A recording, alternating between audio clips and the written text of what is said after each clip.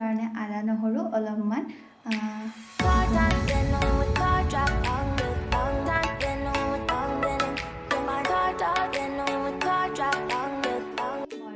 আপোনালোকক মোৰ চেনেলটোলৈ স্বাগতম জনাইছোঁ আৰু মই আজি আপোনালোকৰ ওচৰলৈ লৈ আহিছোঁ এটা ৰেচিপি ভিডিঅ'।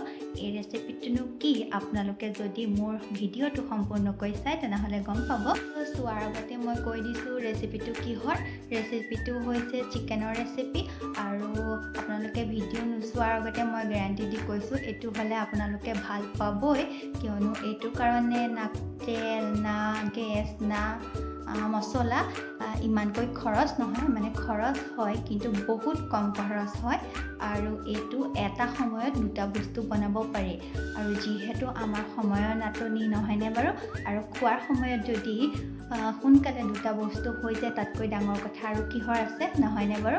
আৰু এই ভিডিঅ'টো যদি PG হোষ্টেলত থকা কোনোবাই চাই আছে তেনেহ'লে এইটো মাষ্ট বি ট্ৰাই কৰিবই, কিয়নো এটা সময়তে দুটা বস্তু ইয়াৰ পৰা বনাব পাৰি।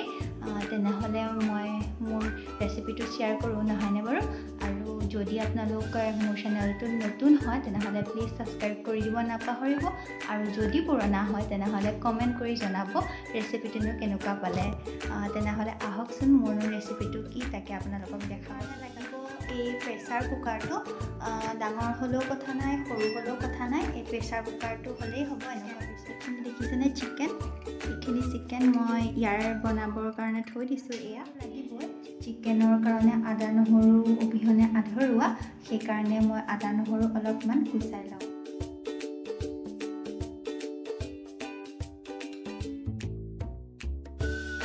ইয়াৰ কাৰণে মই লৈছোঁ এটা বিলাহী, কেইফুটামান নহৰু আৰু আদা আৰু পিঁয়াজ, আৰু এনেদৰে ৰ'ষ্ট কৰি লৈছোঁ অলপমান, আৰু ফ্লেভাৰটো খুব ধুনীয়া হয় এনেদৰে ৰ'ষ্ট কৰি ল'লে।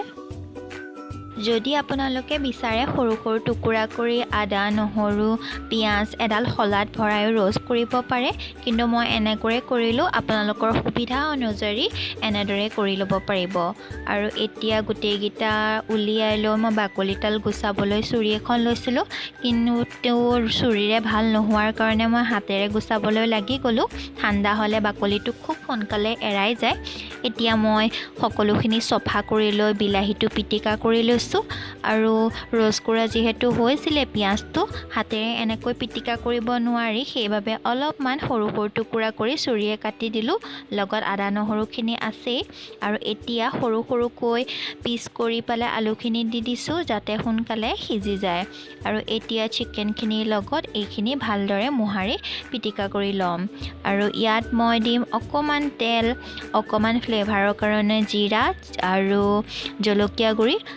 ধনিয়া পাত দিলেও খুব ভাল লাগে, কিন্তু আমাৰ ঘৰত ধনিয়া নাছিলে আৰু বিশেষকৈ জলকীয়া নাছিলে, সেইকাৰণে মই জলকীয়া গুড়িকে দিছোঁ অকণমান। কেঁচা জলকীয়া যদি দিয়ে খুব টেষ্টি হয়, লগতে যদি ধনিয়া পাতো দি দিয়ে খুব ভাল লাগে, মানে ফ্লেভাৰটো খুব ধুনীয়াকৈ আহে। আপোনালোকে তেনেকৈয়ে দিব। এতিয়া মই গোটেইখিনি সানি লৈছোঁ। আপোনালোকক যে কৈছিলোঁ প্ৰথমতে একেটা সময়তে একেলগে দুটা বস্তু বনাব পাৰি বুলি, আৰু সেই দুটা বস্তু হৈছে ভাত আৰু চিকেন। ভাত আৰু চিকেনটো একেলগে একেটা সময়তে বনাব পাৰি, আৰু এইটো কেনেকৈ বনাব পাৰি দেখুৱাওঁ আহক। ভালদৰে মেৰিনেট হোৱাৰ পিছত মই এটা ষ্টিলৰ টিফিন লৈছোঁ, তাতে চিকেনখিনি দি অলপমান পানী দিছোঁ যাতে ভালদৰে সিজি যায়, আৰু টিফিনৰ সাঁফৰখন ভালদৰে মাৰি দিছোঁ। আৰু টিফিনটো বহাবৰ কাৰণে চাউলখিনি পানী দি পেলাই সেই চাউলৰ ওপৰতে টিফিনটো দি দিছোঁ। আৰু এয়া হৈছে আমাৰ ফাইনেল ৰিজাল্টটো। উলিয়াবলৈ অকণমান যদি অসুবিধা হয় তেনেহ'লে এখন হেতা দি উলিয়াব পাৰে। মই অলপমান সময় ৰখি দিলোঁ ওলাবৰ কাৰণে, খুব গৰম হৈ আছিল, লগে লগে উলিয়ালে হাত পৰিব, সেইবাবে অকণমান ৰখি দিছোঁ। আৰু এয়া হৈছে আমাৰ ষ্টিম চিকেন। আচলতে ভাপত দি সিজা হোৱাৰ কাৰণে এইটো ষ্টিম চিকেন বুলিয়েই কৈছোঁ মই, আৰু খুব টেষ্টি হৈছিলে। চৰ্দি আৰু যদি ঠাণ্ডা বতৰত, বৰষুণৰ বতৰটো হৈয়ে আছে এইকেইদিন, এনেকুৱাকৈ যদি বনাই খাই খুব ধুনীয়া লাগে। অলপমান জলকীয়া দি খুব ভাল লাগে খাই। যদি আপোনালোকে ভাল পাইছে এবাৰ হ'লেও ট্ৰাই কৰিবচোন।